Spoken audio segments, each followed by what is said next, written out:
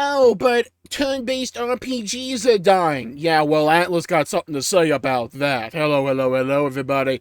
We have a new game announcement from Atlus, the creators of Shin Megami Tensei and Persona. Also, Catherine, if you remember or recall that game, we have Metaphor ReFantazio, and I reacted to it during the Xbox Games Showcase yesterday, but I want to go into detail about this game right now and the information we have from this one trailer, because it's starting to just bump my microphone, ignore that. It seems like Atlus is starting to expand their horizons. They hit gold when it came to Persona. They really kind of did. I don't think they expected Persona 5 to do as well as it did. I've said that for a while now. I think it caught them off guard, honestly. But they've always been a talented studio with great stories to tell and amazing gameplay to complement those stories. That is a rare thing in the games industry. And when a development team like Atlus is able to just let themselves spread their wings and lean into their creativity, really special things can come out as a result of that. Metaphor ReFantazio may be one of those things. One, let's address the elephant in the room. Yes, this menu does just look like Persona. We all understand it, we know it. Why? Because they have this freaking font tilted like that. It might as well be one for one, let's be honest. But still, it has a distinctive Atlus flair to it. Atlus loves injecting personality and charm and passion into every molecule of their game, and that includes the user interface, and I appreciate that. I think having interesting user interfaces, UIs, is a bit of a forgotten art form in the games industry, as a lot of them have been homogenized or just simplified and minimalized. There's a lot of immersion and just interesting visuals that can come as a result of having a good UI like this. Like, look at this menu right here. It tells me information in a concise format while still being interesting to look at. 6MP. These have different, like, star markings, so they probably do different things. Oh, I have a little icon here for each element. Okay. I hover over the spell in question, and it tells me a brief description or blurb about that spell. Okay. Cool. Sorry, I just chugged some iced coffee. This is what I like to see. The game itself looks very fun. It looks very Persona in its overall gameplay structure, and I don't think that's a problem, because I think Persona is one of the best turn-based RPGs the industry has seen in the last 20 years or so. It's a formula that works. It's a formula that takes that turn-based rock, paper, scissors style with elemental strengths and weaknesses and utilizes it in an interesting way, because it's basically just Pokemon, but with more depth and complexity. And to me, that appeals to me. I also have a bit of a theory that this game is connected story-wise to Persona, because they're talking about, like, right at the beginning of the trailer here, we're going to, like, briefly talk about this. How, what if our world was their utopia? So we know this world is, you know, canonical to this new one that they're making here. And I said this before, this new protagonist, the first thing he looked like to me was the Makoto from P3.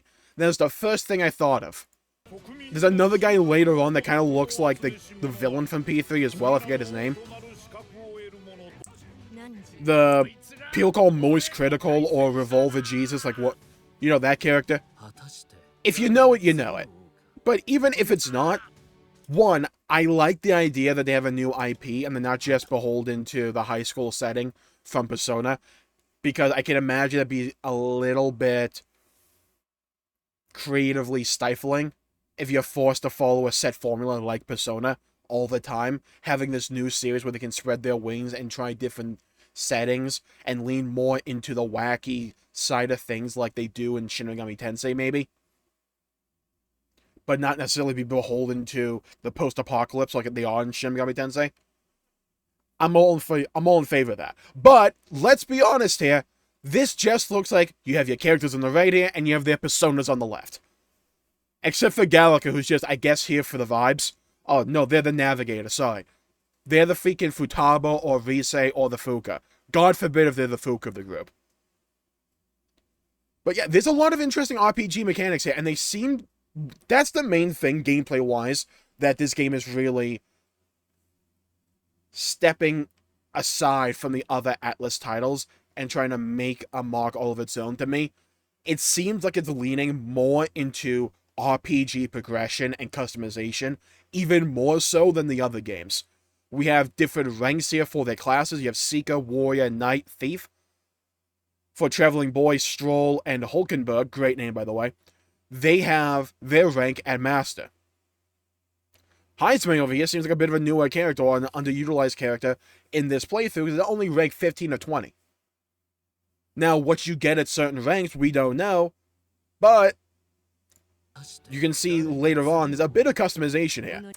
Also, for Traveling Boy, who has this character who's totally not, like, Wild West Arsene, learns a wide array of versatile skills, including wind magic, single target healing, and attack buffs. So the main character is a bit of a sport character, where you can heal, buff, and use wind.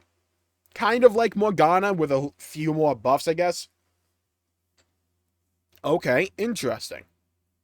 I want to see everyone else. Funnily enough, though, the main character, or like who looks like the main character, wasn't the leader of the group. I just noticed this. Oh no, never mind. Okay, apparently I can't read, so you have to ignore that. I saw leader here, and thought it meant for the character below them. No, it's for the above one. So Traveling Boy, who doesn't have a name yet, I'm going to assume you can assign your own name, like you can in most Persona games, to the main character here, to the MC. And it seems like that's going to be our main party. Yeah, like, look at these spells. Like, this is quite a wide array of spells, and I do like to see this. I think it's around in line with what you can get in P5. If you go strictly all spells and no passives. I think it's around that, in terms of how many spells you can have here. But you have Rider the Blade, deals medium physical light damage to one enemy. And the thing that popped out to me when I first saw this, Horse-Drawn Carnage. That looks like piercing, right? I wonder if they're bringing back multiple different types of physical attacks. Like in P3, where you had Strike, Pierce, and Slash. Are they bringing that back? Because I think that'd be a really cool addition for this game. I'd be in favor of that. But God, the monster design. Atlus, like, never fumbles the bag when it comes to the creature design. Look at that thing. Look at this absolute unit over here. Look at this dude. Got a giant axe. Nice helmet looking like Ghost Rider over here. Yeah? All the vitals are unprotected. Love to see that. He looks awesome. And yeah, like, this character on the left here clearly looks like Pixie from Persona and Shin Megami Tensei, but it also doesn't seem like they're just beholding themselves to only the standard monster designs from Shin Megami Tensei and Persona. Like, they're trying to make new monsters. I'm all in favor of that. Cool. Go right on ahead. That could be really cool. Or they're going to take the old designs and put a bit of a twist on them for Metaphor ReFantazio. I think that'd be also a really cool direction shift as well. Literally just social links. Seriously, say rank 1, but just have a really fancy animation to it. Like the power of handshakes in this game. Oh, immense. Absolutely immense. New Bond. They even call it Bond. I love that. But like rank 1, we got a skateboard somehow, like a snowboard that goes uphill. You know, screw gravity.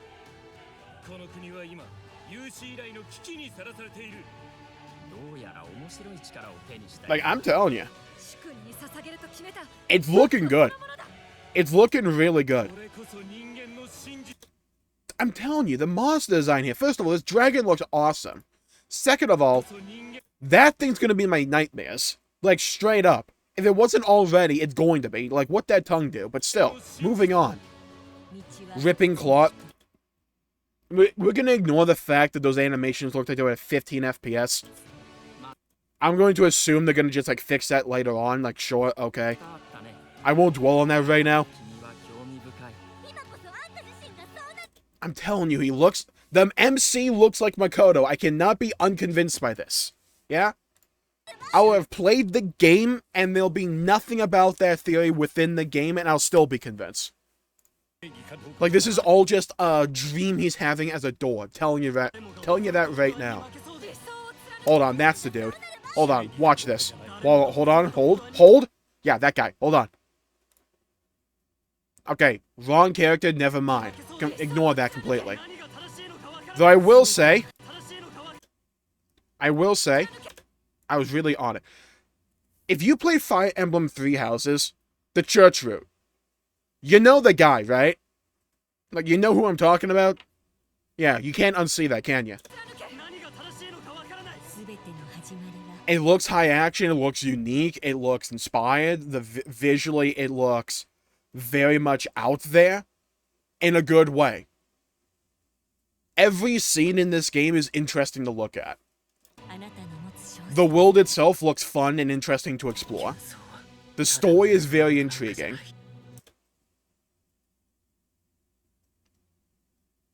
What's the shot that this A is supposed to be like Tokyo Tower or something? Now, it does say in 2024. I'm expecting that to be the back half of 2024 because we have Persona 3 Reload early in 2024. I don't think I want to pair those two up too closely to each other.